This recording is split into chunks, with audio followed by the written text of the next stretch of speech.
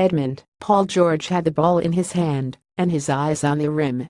Before he even crossed half-court, most of the guys on the court, and most of the 2,500 or so fans in the stands at Edmond North High School, knew he was pulling up from long range. He did. He buried it. Carmelo Anthony and Steven Adams, George's teammates on the blue team in the Thunder's blue and white scrimmage on Sunday, seemed so certain of a swish, they hadn't even crossed half-court. It's hard to put much stock in George's afternoon. Playing on a team stocked with starters and some top reserves, he scored 30 points on 12 of 14 shooting and made 6 of 8 three-pointers. Still, George and Anthony, who added 11 points, 8 rebounds and a gammy-high 5 assists, put the Thunder's newfound firepower on display. Even with Russell Westbrook sitting, the white team scored 75 points in 3 quarters.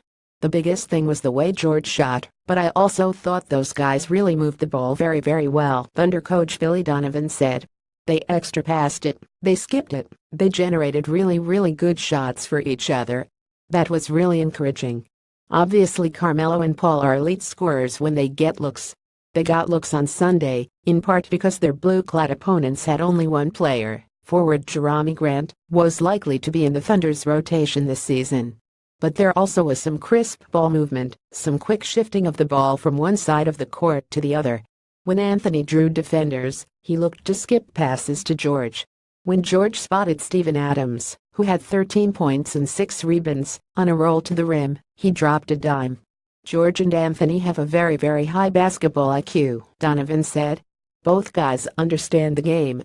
And both guys, in my opinion, are very good, elite passers. They have elite vision.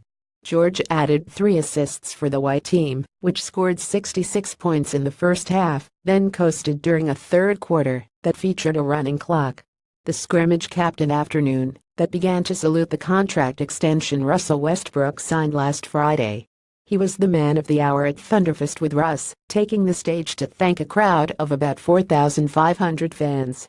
But the scrimmage was a reminder of what Oklahoma City built around him in the offseason. Westbrook was the league MVP last season on the strength of carrying the Thunder to 47 wins. He averaged double-digit points, rebounds, and assists and routinely swooped in to save wins with fourth-quarter heroics.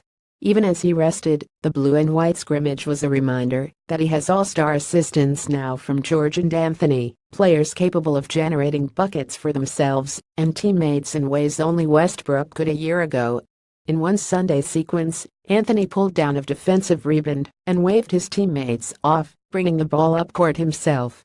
Twice, George threw long passes from the backcourt to Adams, running the floor, a pass Westbrook made a trademark last season.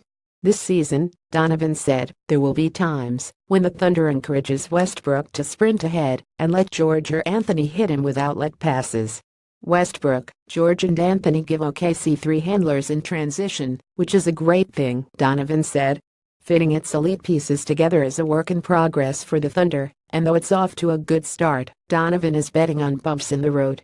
George and Anthony were in sync on Sunday, but there will be times, Donovan said, when they'll miscommunicate, when the ball sails out of bounds and the corner as its intended target is cutting backdoor.